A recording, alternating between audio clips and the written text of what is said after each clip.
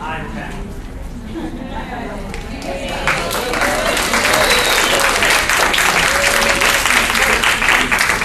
You remember Randolph.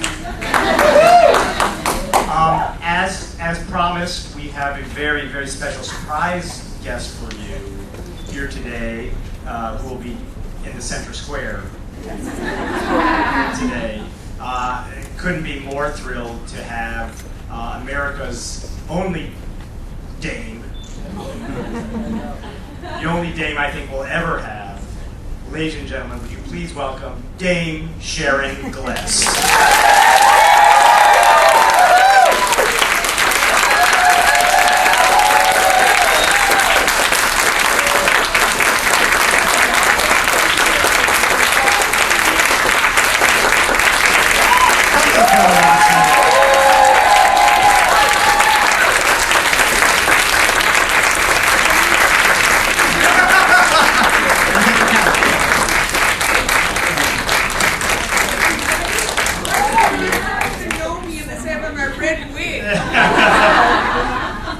I'm so glad you brought your purse with you, though. Thank you. Who knows when you may want to shop in the middle of this. Hi, guys. So Sharon came up specially, all on her own, just to come see you guys. She heard there was a party going on. I did. Can you hear me? Yeah. This is so much fun. What a lot of love in the room. Wow. Hi, you guys. You did well. Let's start with some questions this time, and then maybe we can head into other things. Are there any questions for Randolph? Sharon? Yes. I have a question for Sharon. Yes. I've heard you say a few times that you wanted to play the part of Debbie because you asked to play the part because you felt she had a lot of social impact on the show. Are there any other parts that you played that you felt had anywhere near the same amount of impact? Absolutely not. Yeah.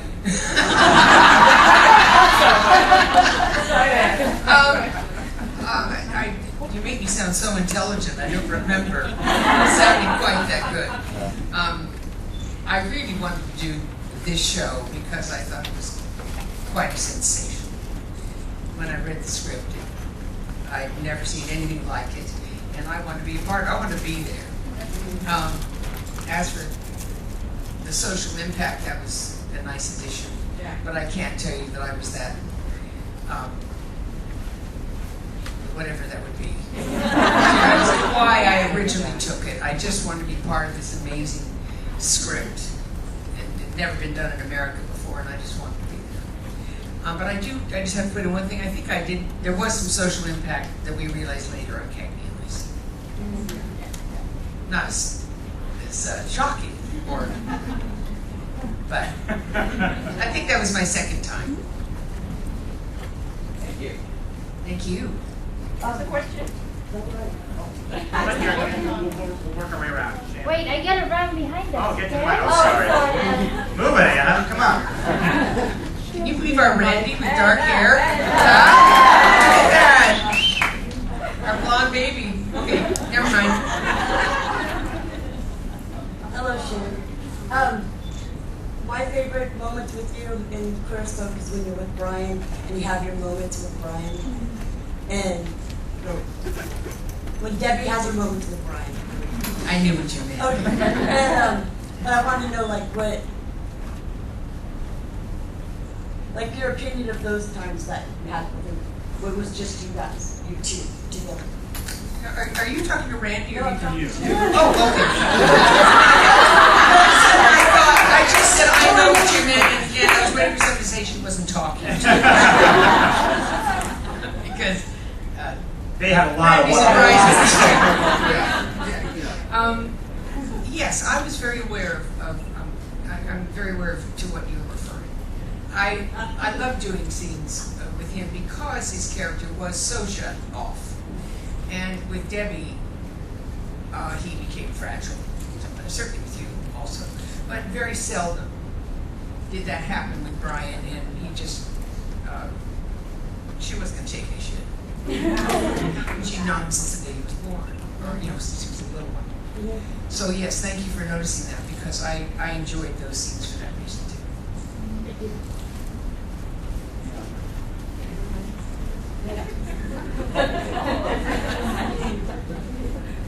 First of all, I'd like to say you as blessed that I remember you from Cagney and Lacey, and I would have been watching you ever since. I thank you so much for your colorful role in Queer as Folk, and of course, same for you, Scott. This question is for Randy. Randy, you did a superb job too, but knowing how much you love the stage, if this movie was rebooted and it lasted for more than a year, the series, a year or two, would you be willing to leave, or would you be able to leave the theater for that long? Yeah.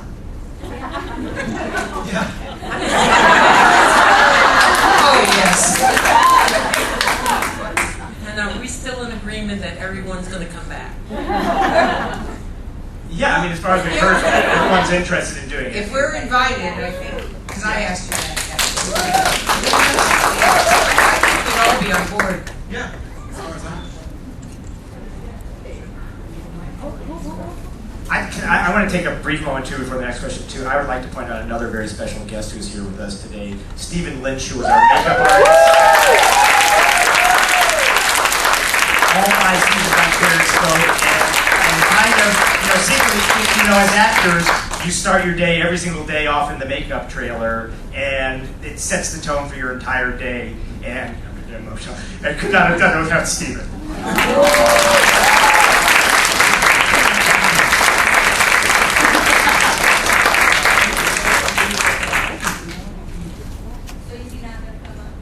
No, he's shy. And answer some really intimate questions. Stephen, by the way, if another lost archive that needs to be found. Stephen, for I think our first Halloween on Queer as Folk, came as Randy. Because we had this awful robe that Randy had to wear. You want to talk about it? Yeah, I had this robe with the sleeve cut off, so that they could cover my tattoo and it wouldn't get rubbed That's off. not when he took it off. Yeah, it was like blue. White. It was white. I remember it well. And then Stephen put this makeup on my cheek that we called Flush of Youth. That was And then he glued like chiclets on his teeth or something. A whitish smile like this, and you drew the bad tattoo on your arm. It was the best Halloween costume ever. It's called Christmas Future. Christmas, that's right. It was just in Christmas Future. Yeah. Stephen also used to call me Miss Daly. As in time. My love. Anyway, I interrupted the questions for that. Someone else had a question. Pat. Can you think of one thing your characters did? This is for everybody. One thing your characters did that maybe you wish they wouldn't have in this series?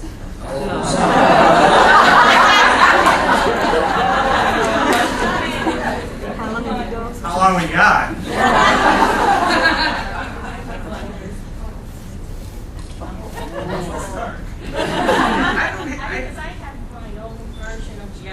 I have my own version of Gee, I wish I wouldn't. Justin wouldn't have done that. Debbie wouldn't have done that. And Scott wouldn't have done that. Scott, you know what it is. Why don't you tell us? I really did. Yeah. What did you wish Justin did too? At the end of season 5, when you had your the scene in the diner with your mother and putting out the big fit because she was dating that whole age thing, it just seemed so unreal for the relationship that they had. And I remember having a hard time with that. Yeah. But people are hypocrites, and I guess you Yeah, you're still young at the time, too. Yeah, I remember feeling how hypocritical that was. That's how people are. Yeah, I guess. that is real. Yeah, it was hard. That was season 5? Yeah. You'd grown into a hypocrite by then. It happens. Yeah. What about that? The one with Debbie that I didn't like when she got mad at Rodney and Vic when they were having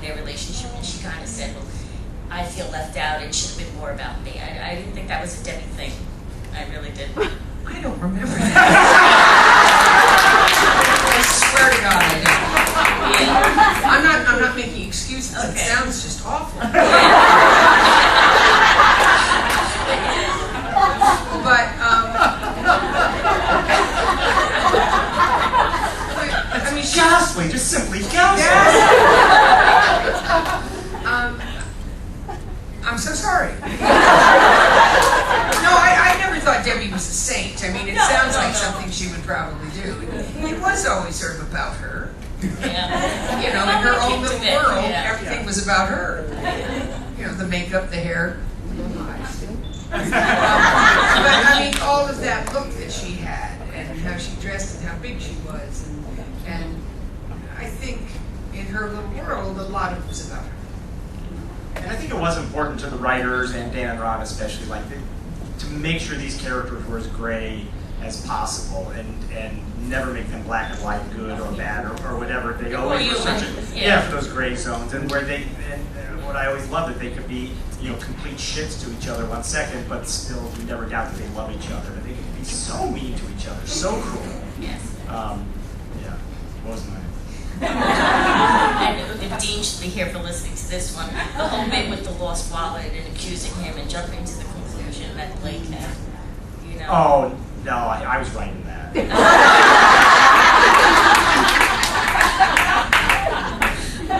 So what are yours? You know that I gave you mine. I have no regrets. You mean about Debbie? Yeah. I can't think of something she did that I.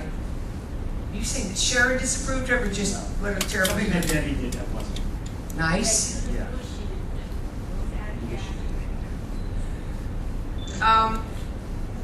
There was a scene. Yeah. Okay. This is just a performance that really sucked.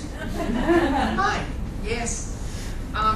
It was the episode where Michael's father, that wonderful drag queen, what was his name? Gary Beach was the actor, but Davina. Gary Beach. Gary Beach was the Gary actor. Beach played him, right? And not that Gary Beach is drag queen. He's a wonderful actor. But he plays the drag queen who sired Michael, and it's that episode where he comes to town. And there's a really embarrassing scene at the end of the show where I'm taking my rosary off the mantle, and the holy cards, and the kissing, and the rosary, and I just thought, Ron and Dan made me reshoot it. Or they just didn't use it. It was so corny. And that was my choice. Yeah. You're right. Thank you for bringing it up.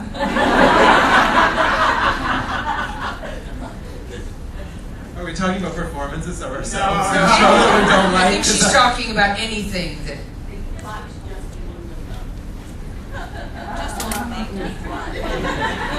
It's hard for me to separate what I feel I wish Justin hadn't done and what I wish I didn't have to do as an actor.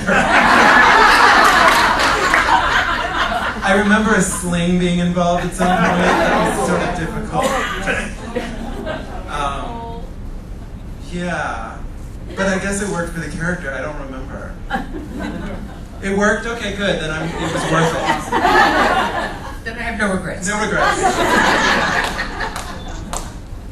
I mean, the things I regret for Ted, it's most of it was while he was really fucking high. So it's like I can't, it's hard to separate one from the other. I mean, all his treatment of Emmett during the latter stages of that was really awful and terrible to film. And Peter and I spoke a lot about that. Just like those the darkest days on set. Yeah, he was an asshole a lot. I don't know. There's so many bad things that happened to him and that he did. Well, the blonde hair definitely. Yes. Yes. Yes. Yes. Yes. Yes. Yes. And especially yes. Because it had to be re-dyed like 3 or 4 times, and my hair was like coming. This is the first time I've dyed my hair since then. Actually, I think it's doing a lot better than the blonde. Yes, the blonde hair. I have one other regret. Is my mic working? and you want to please talk to me. Here, take this. I told this to Scott, I think yesterday, but I'm going to share it with you. Scott was doing a the other culprit is in the room, that's why I have to bring it up. Scott, who's a wonderful actor, was doing a very painful scene, so I understand. I was on the set, but I was way over in the corner somewhere with my makeup man shaking his hand, and we were not realizing if they were rolling or anything else that was going on the set. And we were doing jokes and imitations about people throwing up and food they hated.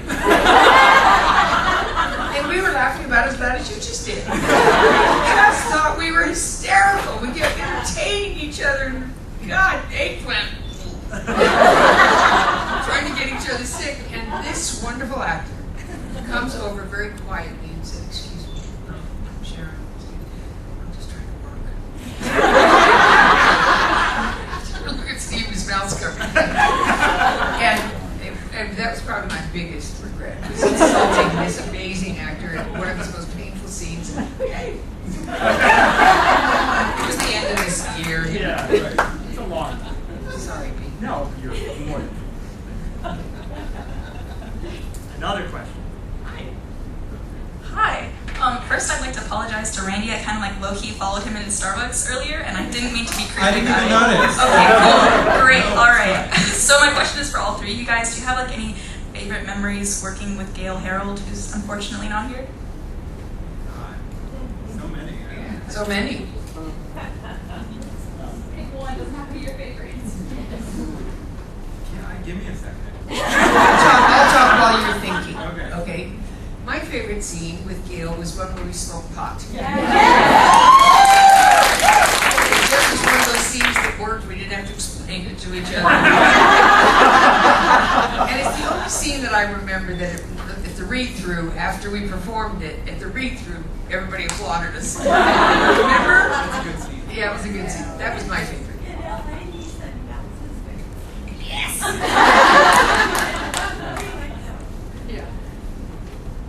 I remember I liked after the explosion when we hug each other outside on the street. Clinton says that he loves the character says he loves me. Just because we've been waiting. Should we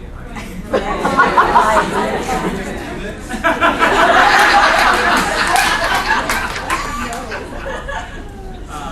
And my character was finally getting something he wanted after stretching it out for 5 years. Mine would be way back in the first season, whenever Ted came out of his first coma. How many comas did he have? I don't know. And there was a scene where they all went back to his condo for the first time, and he had made Brian, executor of his pulling the plug or whatever. And he was like, "Why would you do that?" And just that scene, for me. Because the first season, like I talked earlier about, like the first making out with Dean scene, like that was the first one, and that scene for me was another one of those. And we're just kind of trying to get to know who these characters are still, thrown into it, and especially for those of us who were not as experienced as Dave, and not having done a long-term series. We're used to doing plays where you do the same thing for 2 hours every night, and it's just a very different thing. And it was one of those scenes for me.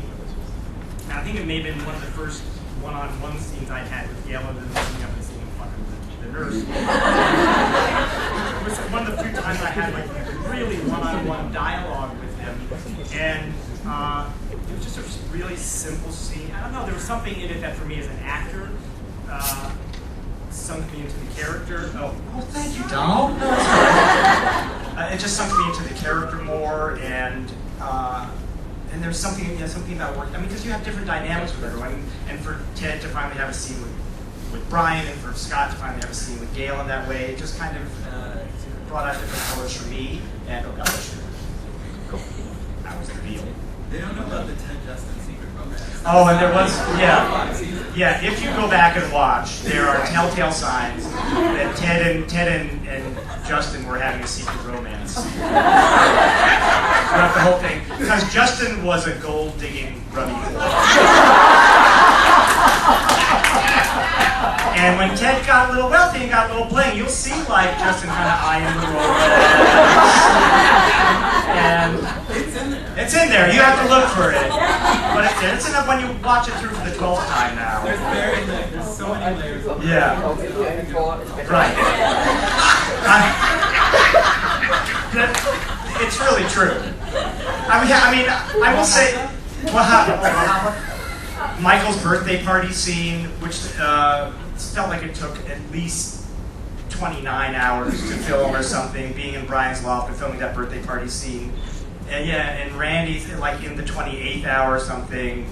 You had very little really to do in that party scene except like deliver drinks or something. Like, you were dressed up in some Fakakta sailor suit. With white stripes going across it. Oh, they're auctioning off that sweater? Oh my God. Who's bidding on it? Good.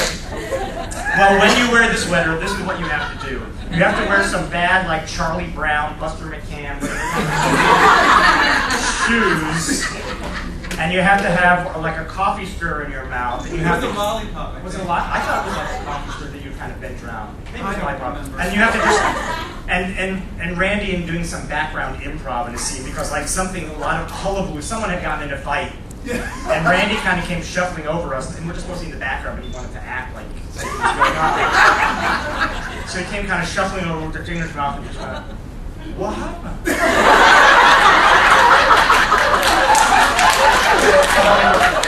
in this stupid sweater, and we were gone. We were gone.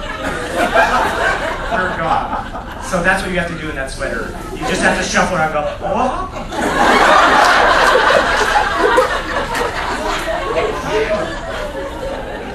That was like the last day of the first season. It was very late, yeah. Or before break. Good questions. Anyone else? Yes.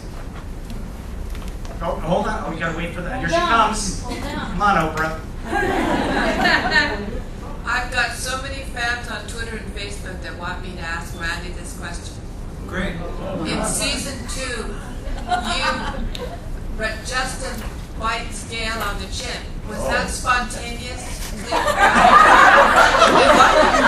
it in the script? I had no memory. If it was in the script, I did it, and if it wasn't, then I made it up. I have a hard time imagining Dan and Ron writing. He bites him on the chin. Was it during like a sex scene? I'm sure I was just trying to think of something we hadn't done.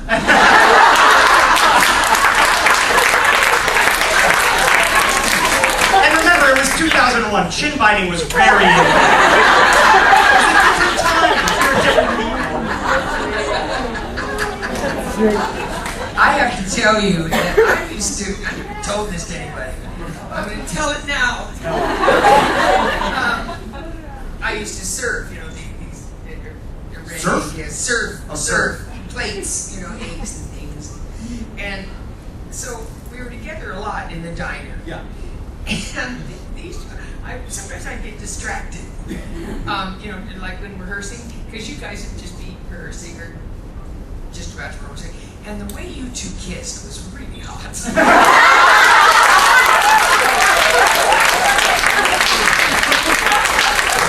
Turned me on. No, I just thought, that is really sexy. Oh, I'm sorry, it's my turn to speak. Okay. Well, I'll turn that around in terms of like one of the great kisses on the show. When Debbie and Horvath, you know, with their long relationship, when they had their first kiss at Woody's, Dame Sharon, it was like, you know, in cartoons when like a character either gets hit on the head or they kiss on the knee, you see like little birds. Like she came out and there was no acting involved. They came out of that kiss, it was just like.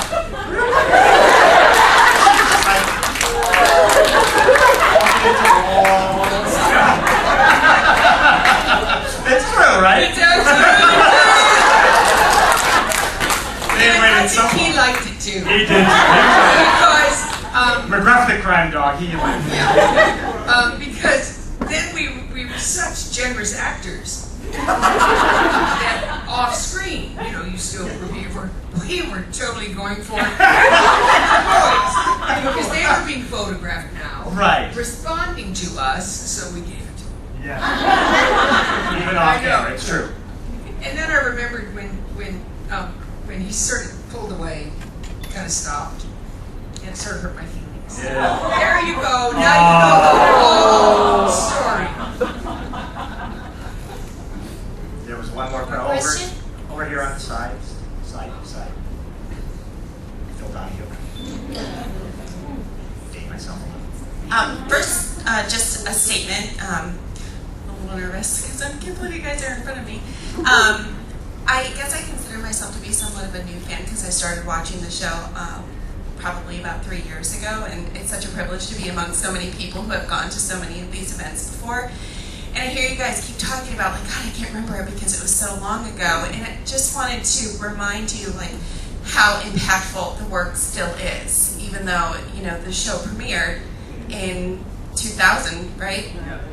Like, for the last 3 years, I still, on Netflix, you know, would just watch the show over and over and over again. And as somebody who recently came out, you know, it's still so powerful. So powerful. In my mid-30s. So I just wanted to remind you of that, and thank you, that it's still impactful. Thank you so much.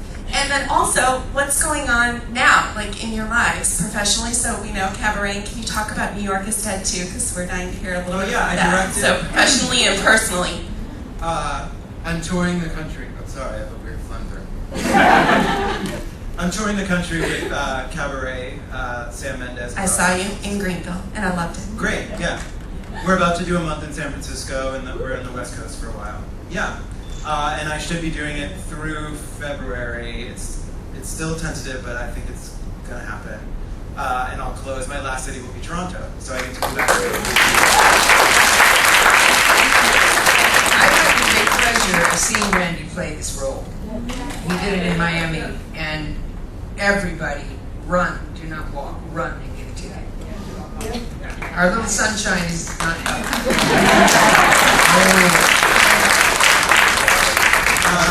Yeah, and New York is Dead is a web series that my friends wrote that I directed. We shot it in the fall with Matt Wilkus, Jen Harris, Phoebe Newirth, Anna Castire, John Early, Jemima Kirk. It's got a great cast. They're amazing. It's really funny. We just finished Picture Lock, and now we're working on like sound stuff. So we're close to the end of post-production. Yeah, it's really funny.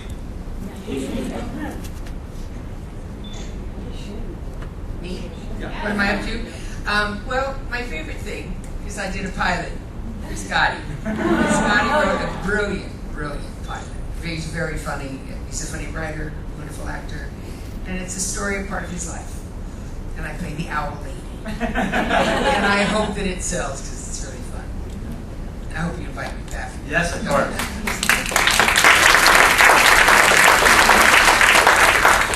And then I'm writing a book.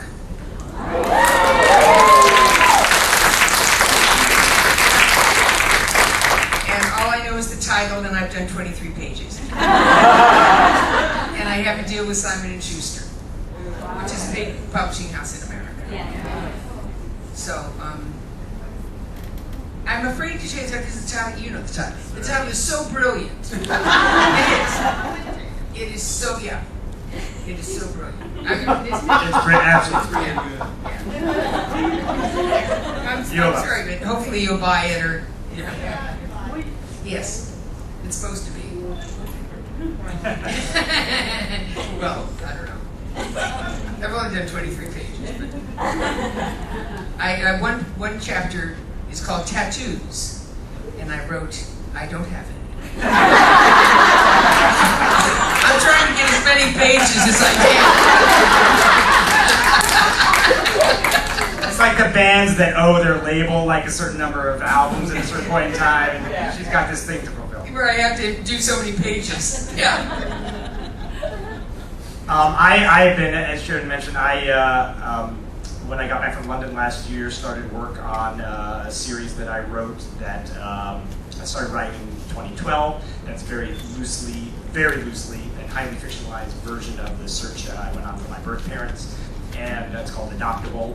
And we shot for 8 days back in the fall and 3 days in the winter, and filmed the entire first season, which is 6 episodes, which will be airing. We'll be screening some tomorrow. Some of you, I believe, will be coming to that. Very excited. And I was fortunate enough to get Dame Sharon to be in it, playing the intermediary, the woman who does the search for the character's birth parents, and she is so fucking funny. Oh my god. And again, like Rain, like fortunate enough, you write things, and it's very moving that people actually want to do them, and got a terrific cast. And we screened it for the first time a week ago Monday for the cast and crew, and some friends, and I can say with full confidence now it's really good. I was not prepared to say that before, but they loved it. It went really, really well, and I'm excited for you guys to see some of it tomorrow, and for to continue, keeping Sharon employed, because we like her better employed. And Me too. and so now it's like shopping around and trying to find a home for it. That's kind of occupies most of my time right now, and nothing definitive other than that in the future. I'm kind of throwing my lot in with that, because I really enjoyed, as our friend Peter, who attends over here, can tell you, there's something wonderful about, when we share writing and Randy creating things, like starting to create your own things is, it's an extraordinary experience after we've been so lucky to do a series like this. But to do your own thing is really an extraordinary experience. So we all hope to do those kind of things, I think. Yeah. And a little added treat for those of you, spoiler alert! Can I say my son? Yes. Do you remember? I think I remember. Gail Harold plays my son in the series. And we'll give you like an ahead of time kind of thing to look for, a little Easter egg, as they call it. The scene they have together, there happens to be a wonderful photo shoot that Gail and Sharon did after the Career Spoke Day, the two of them looking like old movie stars, and we were able to hang that in the scene. You'll see it somewhere in the scene. And we were much younger, so it works. Yeah, it works. Yeah. And Gail is brilliant in his moment in his son as well. So that's what's up next for everybody. Anything else? We got time for one last One question. last question. Yes. I don't. Do you guys remember how was the first scene each other together? How was the first scene that we each had with each other? I have specific memories of this. I remember my first scene with you was late or early in the morning in the real diner before they built a fake diner. It had to be like maybe, this is what I remember, I could be completely wrong.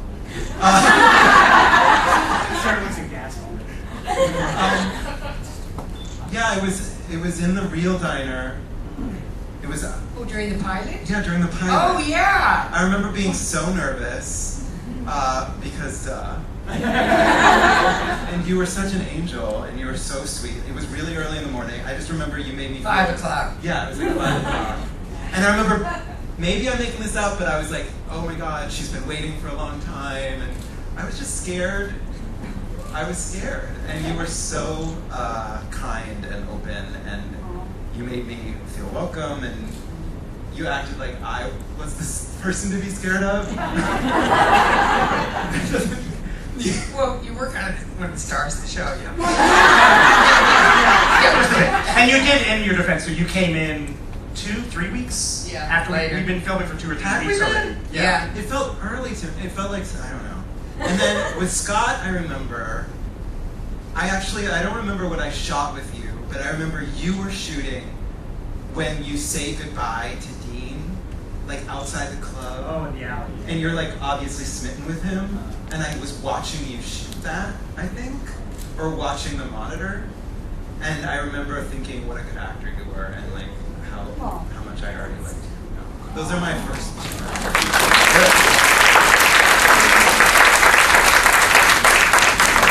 Good job remembering, because we don't. I don't remember what I shot. I don't either. I mean, I remember more like meeting you at the tests. I remember meeting you at Showtime. Oh yeah. In the lobby of Showtime when You were the only one there for Ted, though. You're like, that bitch already has his part. Yeah. Because, as the president of Showtime said, there's the saddest motherfucker the greatest sad sack. You were the greatest sad sack I've ever seen. Jerry, I'll say. Yeah, and I just remember, and Peter and I both had like the same response because Peter started talking, because I met Peter already in the hallway, sitting with the newspapers, and we were both nerds and got there like an hour early. I was early too. Well, you were early too. And we came in, and Peter started talking to you and asked you what role you were in for, and he said Justin, and you looked then like, I mean, you were 12. I already been through it. I know, but you looked so young. And we were both kind of like, I know, Peter was like, yeah. Did your mother let you do this? Yeah. It's like an adult. I flew out here on my own. The captain gave me a little pin and everything.